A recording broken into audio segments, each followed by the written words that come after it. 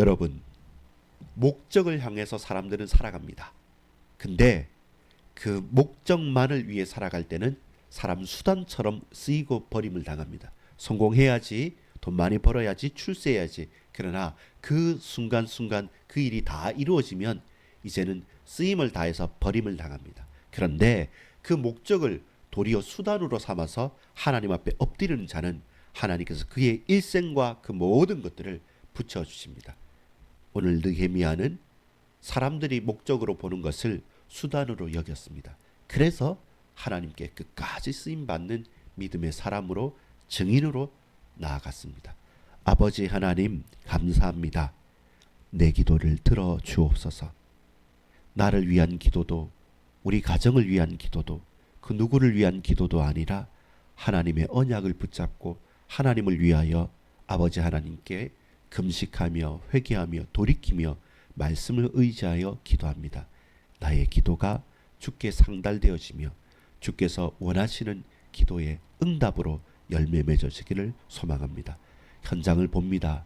가정을 봅니다. 교회를 봅니다. 부족한, 연약한, 무너진 나의 죄악을 봅니다. 주여 속히 돌이키시사 하나님 내게 역사해 주옵소서. 예수 그리스도의 이름으로 기도합니다. 아멘.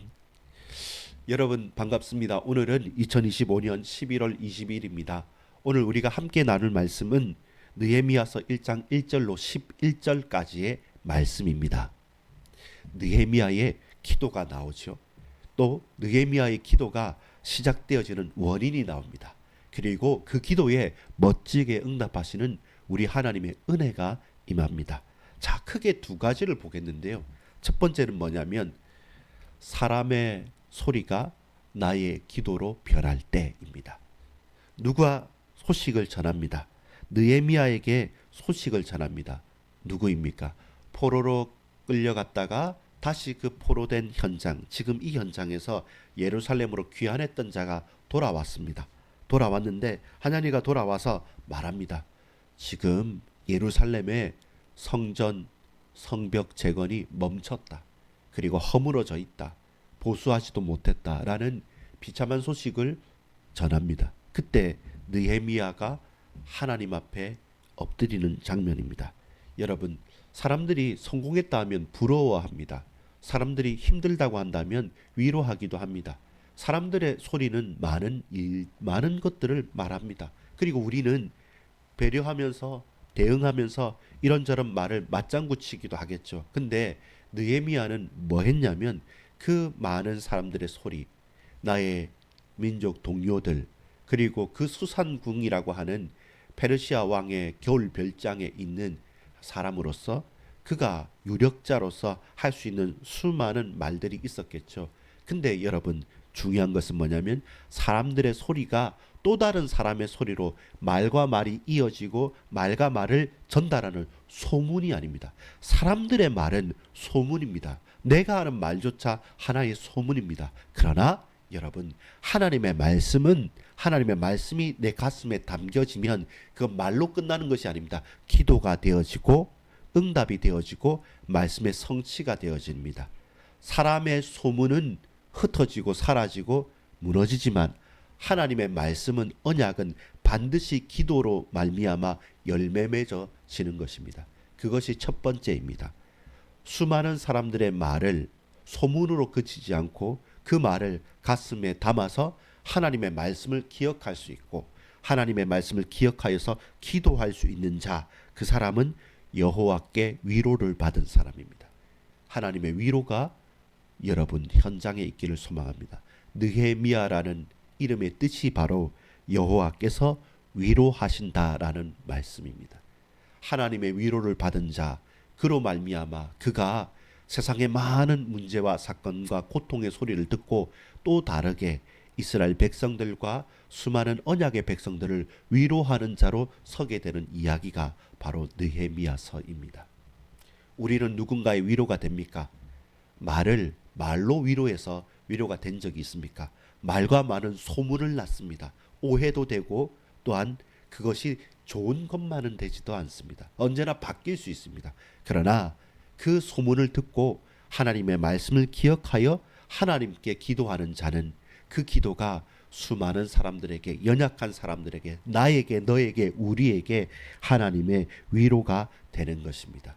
소문이 언약으로 바뀔 때 사람들의 말이 나의 기도로 바뀌어서 문제를 기억하는 것이 아니라 하나님의 말씀을 기억하고 언약을 기록할 때, 그때 모든 것들은 바뀌어집니다. 위로가 임하는 것입니다. 하나님의 평강이 임하는 것입니다. 안타까운 소식이었죠. 무엇이었습니까?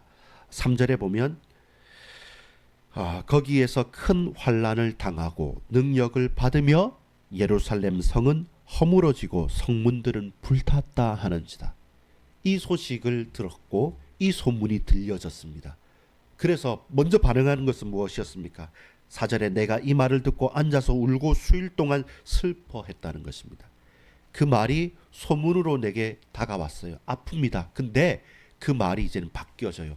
기도로 바뀌어졌습니다. 어떻게 해요? 4절 하반절에 하늘의 하나님 앞에 금식하며 기도하여. 5절에 이르되 하늘의 하나님 여호와 크고 두려우신 하나님이여 주를 사랑하고 주의 계명을 지키는 자에게 언약을 지키시며 긍휼을 베푸시는 주여 간구하나이다. 느헤미야의 위로가 시작되죠.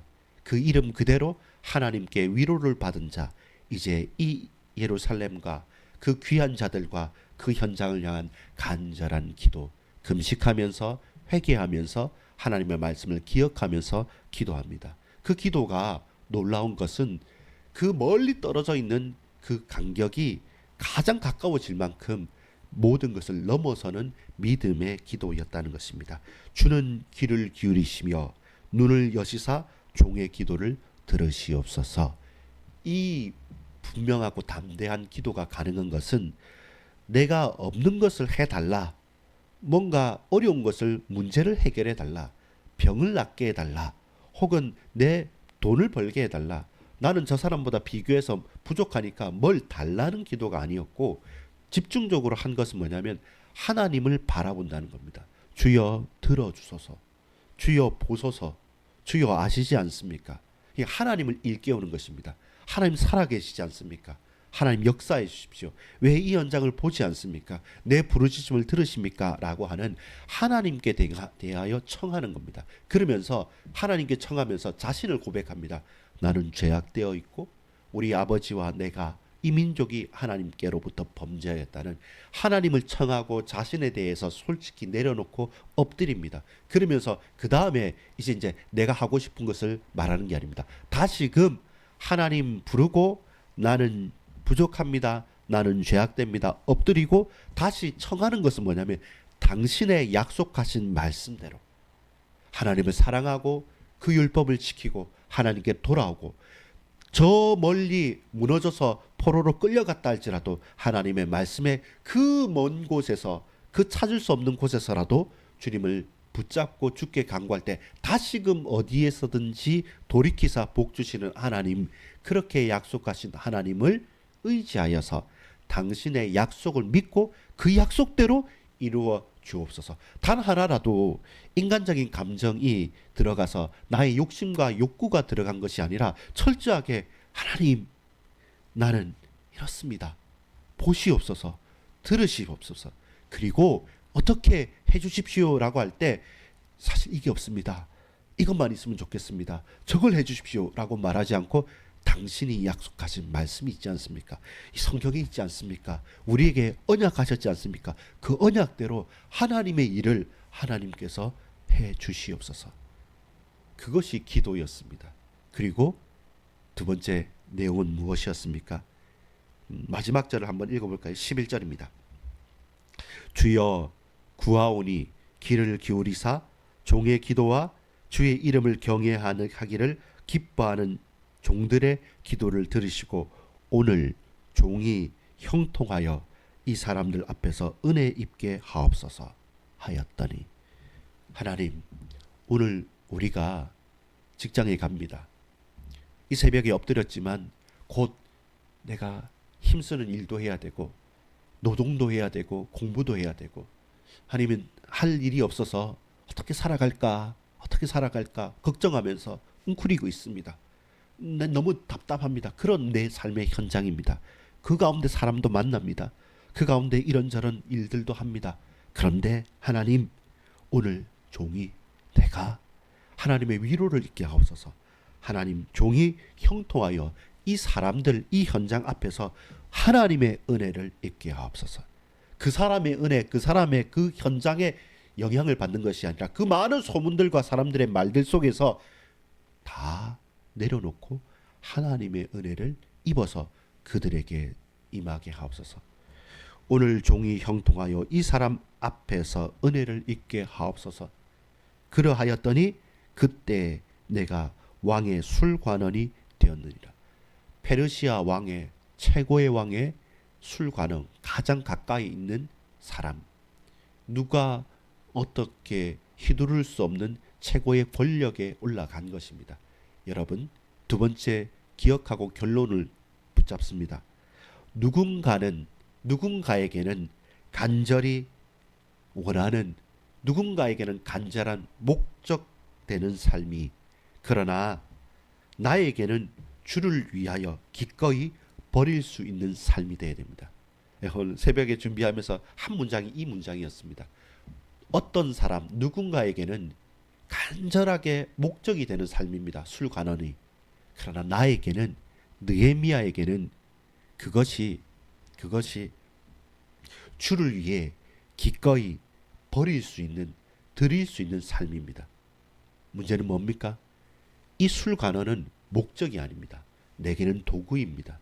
하나님의 은혜를 입어서, 이 사람들 앞에 은혜를 입어서 술관원이 돼서 나중에 어떤 일입니까?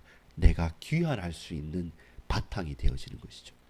여러분, 우리가 성공을 하고 부자가 되고 뭔가 응답이 되어져서 이것만 하면 좋겠다라고 하는 목적으로 삼는 삶을 저와 여러분이 하나님 앞에서 그것이 하나의 도구, 수단으로 버릴 수 있는 삶이 되어진다. 하나님 그 사람을 찾으시는 것이죠. 그를 통해서 이 백성들을 위로하기를 원하시는 겁니다.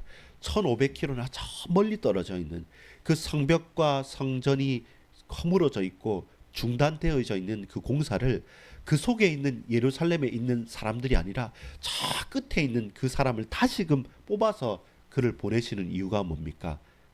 느헤미야는 사람들이 목적으로 삼는 그 성공을 하나님 앞에서 가감없이 기꺼이 그냥 버릴 수 있는 하나의 도구처럼 흘려버릴 수 있었기 때문에 그렇습니다. 누군가에게는 목적인 삶이지만 나에게는 하나님 앞에서 기꺼이 버릴 수 있는 삶이 된다.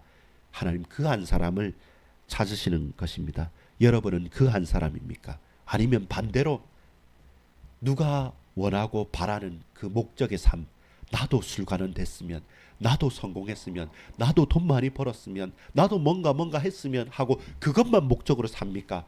그러면 사실 뭐가 다릅니까? 위로받을 이유 없습니다. 그것이 내게 위로인데요. 술관원이 내게 위로가 되는데 왜 하나님의 위로가 필요합니까? 그게 내 목적이고 내 은혜인데 왜 하나님의 은혜가 내게 필요합니까? 필요치 않죠. 분명해야 됩니다.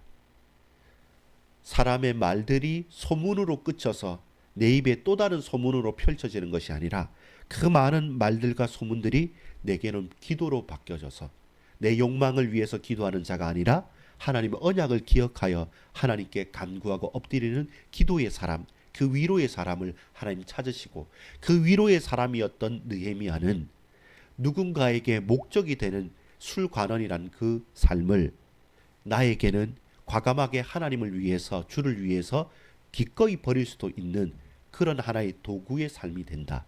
다른 사람은 목적이지만 내겐 도구일 뿐이야. 다른 사람은 그것만을 위해 살아가지만 나는 하나님만을 위해 살기 때문에 그것조차도 드릴 수 있어. 왜? 그게 목적이 아니니까. 하나님이 내 삶의 목적이시니까. 그것이 하나님께 위로받은 사람, 또한 다른 사람을 위로할 수 있는 느헤미야, 말 그대로 하나님께서 위로하신다라는 이름의 느헤미야였습니다. 그 사람의 리더십이 이제는 느헤미야를 통해서 쭉 펼쳐집니다.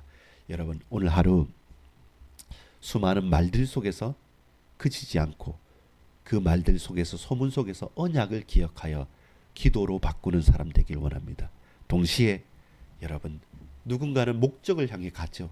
근데 나는 그게 목적 아니야. 그건 하나의 수단이야. 그래도 되고 아니어도 돼. 나는 하나님의 은혜를 잊고 주를 위해 일평생 살아가겠노라고 믿음의 결단을 하는 저와 여러분 되기를 간절히 소망합니다. 아버지 하나님 감사합니다. 내 삶의 목적이 무엇입니까? 인간의 성공이 아니라 하나님 당신만을 바라는 것이오니 주여 내게 역사하소서, 내게 말씀하소서. 하나님만을 바라며 붙들고 가오니 주여 인도해 주옵소서. 구주 예수 그리스도 이름으로 간절히 기도 올리옵나이다. 아멘.